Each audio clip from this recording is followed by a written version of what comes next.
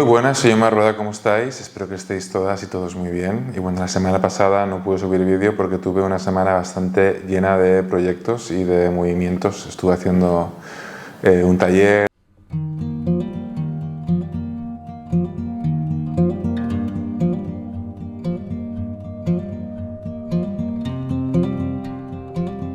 dando un coloquio. Conflictividad con sus parejas o con el espejo que les hace de proyección de su vacío existencial, es cómo escapan de ellos mismos. Supervisando un apartado que voy a abrir en el canal sobre testimonios relacionados con sectas y bueno, tuve una semana llena, pero muy llena de acompañamientos terapéuticos y uno llega hasta donde llega, ¿vale? Y esto de las redes sociales yo me lo tomo con ternura, ¿vale? Porque es que además de todo lo que hago, que a veces soy un poco abrumado, ¿no? Pues aparte soy padre de una niña de 4 años y no me quiero perder este momento de su etapa evolutiva, no quiero ser un padre ausente.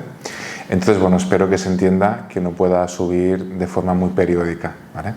Y bueno, el 1 de junio fue el Día Mundial de la Concienciación sobre Abuso Narcisista, un tema que está de moda, entre comillas, ¿no? Al igual que el tema de las neurodivergencias. Se habla mucho de estos temas ahora. Yo empecé hace 6 años ya a hablar de esto, pero ahora es como que es el tema, ¿no? En psicología, sea para darle una explicación o ya sea para criticar que ahora todo es narcisismo y neurodivergencia, ¿eh? Que todo el mundo tiene TEA, TDA, altas capacidades o es un psicópata narcisista.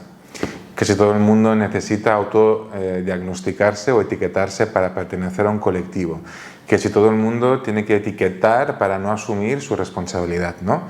Es lo que vamos escuchando en las redes muchas veces. Y quiero hablar de esto hoy en este vídeo, de esta supuesta moda, entre comillas, y quiero que quede claro que es entre comillas. Estoy de acuerdo que el sistema actual estruja cualquier tema que sea viral hasta desdibujarlo de su fuente primigenia, hasta conseguir que pierda el sentido.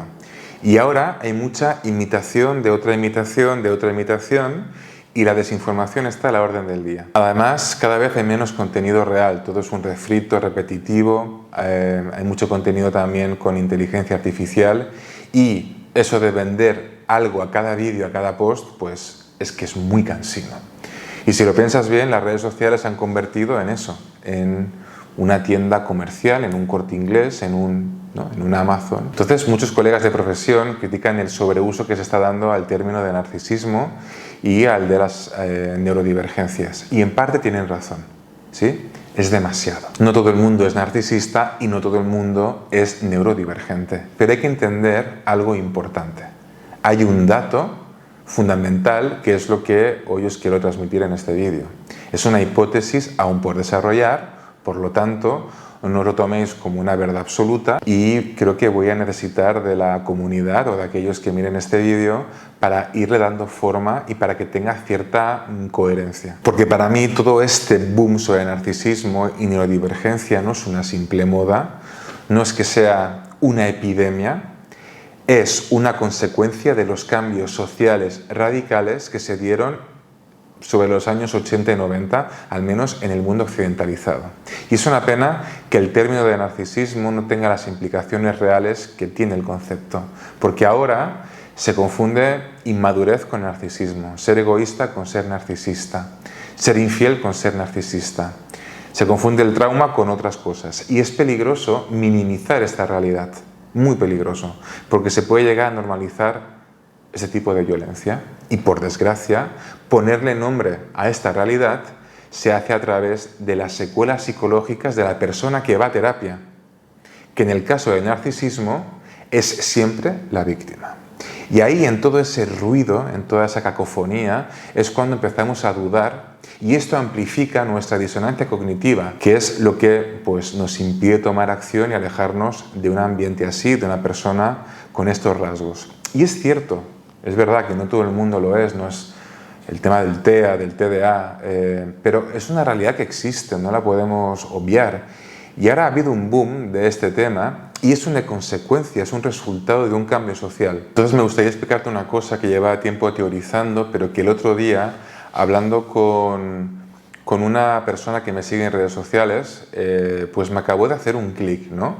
La conversación, porque me pasó el vídeo de una abogada que se llama Pía Marina, creo, y que hablaba también sobre este tema, y yo os voy a dar mi opinión al respecto. Los niños de los años 80 y 90 son la primera generación de niños que crecieron en soledad. Where's your father? He's at work. Las estructuras familiares empezaron también a cambiar, ¿no? Los roles tradicionales también lo hicieron.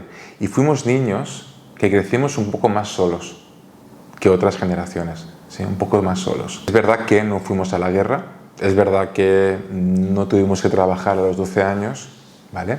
Eso trajo otras consecuencias que podríamos analizar, pero es cierto que los que somos de esa generación nos criamos más solos, porque papá y mamá estaban en el trabajo y porque estábamos en una transición muy importante, en un aceleramiento global de todo. Entonces hacíamos de todo menos estar en familia. No todo el mundo, pero para muchos fue una realidad.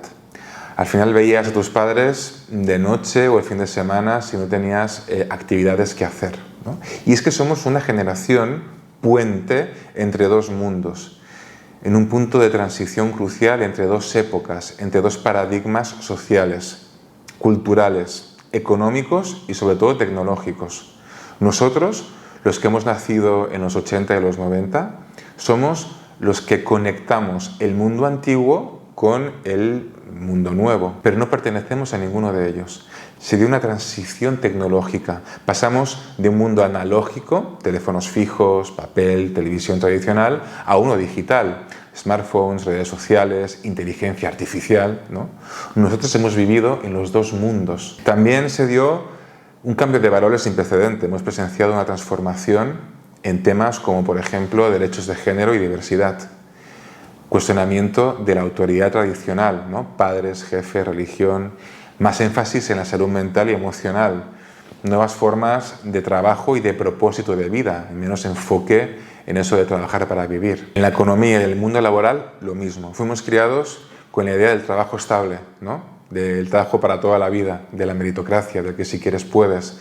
Nos metieron la idea de tener una casa propia, un título universitario, de casarnos y de que si conseguíamos esto, pues tendríamos el éxito garantizado, pero nos tocó una realidad bien distinta. Crisis económicas, inflación, empleo precario, emprendedurismo y nuevas formas de ingresos, ¿no? Como por ejemplo el trabajo remoto, el freelancing, las criptomonedas. Y aquí se da una responsabilidad bastante compleja a nivel intergeneracional, porque somos quienes cuidamos a nuestros padres, más o menos, ¿no? Según la edad que tengamos, con valores de otra época, a la vez que somos los que estamos educando o influimos en las generaciones más jóvenes, ¿sí?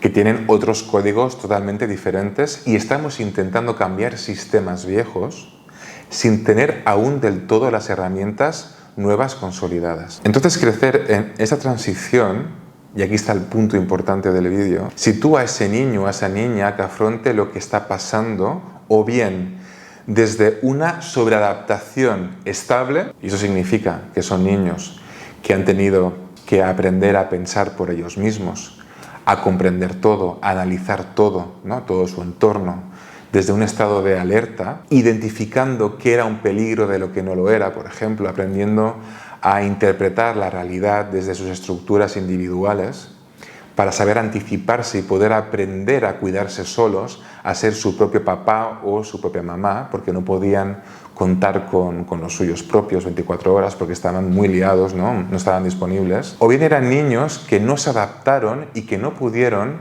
crecer en una estructura estable desde ellos mismos y sucumbieron a ese abandono o a esa falta de vínculo. ¿Y por qué unos pudieron adaptarse y otros no? Pues por factores ambientales singulares de la persona. Porque tuvieron, por ejemplo, un adulto referente en la escuela, en el club de teatro, en el club de deporte, y otros no lo tuvieron.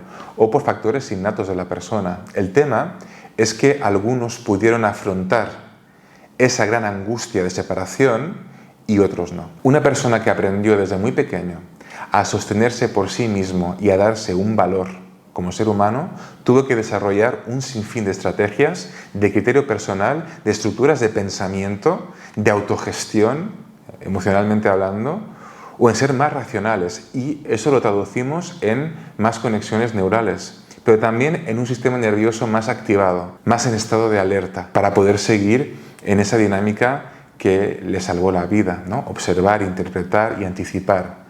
Dinámica que ya se te queda para siempre, ¿no? Analizas todo, intentas comprender todo, a todo el mundo, entender todo, adaptarte a todo, ser el padre y la madre de todos, ¿no? Se adaptaron a su entorno, no desde una coherencia sistémica, sino desde una coherencia individual, desde unos códigos propios que tuvieron que construir para poder sobrevivir a lo que estaba pasando. Entonces fuimos muchos en aquella época que tuvimos que construir unos códigos individuales para que nuestro criterio personal nos salvara la vida. Por eso somos una generación que no se deja llevar tanto por las modas, que va más a su rollo por el tema de la soledad, ¿no? Que no se cree tanto la narrativa social, al menos la observa, la analiza mucho más que otras generaciones, no todo el mundo, ¿vale? Pero en general hay más espíritu crítico, algo que se está perdiendo a día de hoy. En otro vídeo me gustaría hablar del por qué las nuevas generaciones se orientan tanto o están tan atraídas por los discursos de extrema derecha o de extrema izquierda. Entonces, esa manera de funcionar tan rápida, tan observadora, tan analítica y tan hacia adentro, pues llamarla como queráis. La podemos llamar neurodivergencia, la podemos llamar TDA, altas capacidades, o la podemos llamar síntoma de la sobreadaptación a una transición radical sin puntos de referencia sólidos a los que sostenerse. Pero esos niños, con sus propios códigos, siguieron evolucionando, se siguieron sobreadaptando con el tiempo y ahora son adultos que expresan su singularidad. Por eso hay tantos ahora. Están sacando la manita para decir, estoy aquí. Y mi forma de pensar y de interpretar la realidad es esta y a lo mejor no entra tanto dentro del patrón típico. Esto es para los que se adaptaron. Los que no lo pudieron hacer se fueron a movimientos mucho más inestables, mucho más insanos, desde la base de la sobrecompensación. Y muchos tocan estructuras patológicas, como el trastorno de la personalidad narcisista, por ejemplo. Personas sin empatía, que solo pueden pensar en ellos mismos y que usan al otro para escapar de ese vacío existencial, que generan caos por puro aburrimiento, ¿no? Y bueno, y otros, sin entrar en lo patológico, están lidiando con una gran sensibilidad al abandono, al rechazo, a no sentirse vistos, a la humillación, a mendigar por migajas de amor. En definitiva, lidiar con heridas importantes de amor propio, sin una estima personal estable y con sobrecompensaciones destructivas o autodestructivas. Personas también hiperreactivas, pero sin capacidad de equilibrar sus propias estructuras de supervivencia, porque no lograron adaptarse. Entonces tiene toda la lógica del mundo de que esto que está ocurriendo a día de hoy, de que ahora todo sea narcisismo y neurodivergencias, no sea una epidemia como tal, no sea una moda, sino una consecuencia de ese cambio social que ahora se está manifestando de esa manera. Un síntoma de una época de transición que empezó sobre los 90, 80-90, y que ahora, que somos adultos, pues se empieza a ver. Entonces, los que se adaptaron, los que tienen más empatía, más estructuras estables, pero que siguen con esa premisa de entenderlo todo, de analizarlo todo, de luchar por las injusticias, ¿no? Se van juntando con los inadaptados, porque buscan entender, proteger, amar y curar, y los otros buscan que el otro le llene sus vacíos o les hagan de esa madre o de ese padre que no estuvieron presentes para ellos. Y de ahí esa atracción que se da entre personas neurodivergentes y narcisistas, porque son dos caras del mismo movimiento, un síntoma de una época que ahora está eclosionando. El neurodivergente se dice, tú estás roto como yo, pero yo pude adaptarme y voy a estar a tu lado hasta conseguir que tú también te adaptes. Pero claro, el tema es que cuando hablamos de narcisismo patológico hacemos referencia a un trastorno egosintónico, es decir, personas que no pueden cambiar su conducta porque no ven ningún problema en su conducta, en lo que hacen, ¿ok? Y bueno, espero que esta charla haya aportado un poco más claridad a este tema, al menos esa es la intención, y si quieres contribuir en el debate que he abierto, estaré más que agradecido por ello, porque en realidad estamos todos aprendiendo de todos, los unos de los otros, y bueno, tengo mucho en cuenta vuestros comentarios, ¿vale? Así que bueno, hasta aquí el vídeo de hoy, espero que os haya sido de utilidad. Si os ha sido de me gusta, compártelo con aquellas personas que sientas que este vídeo les puede ser útil en su actual transición de vida. Y nada, espero que nos podamos ver la semana que viene. Un fuerte abrazo.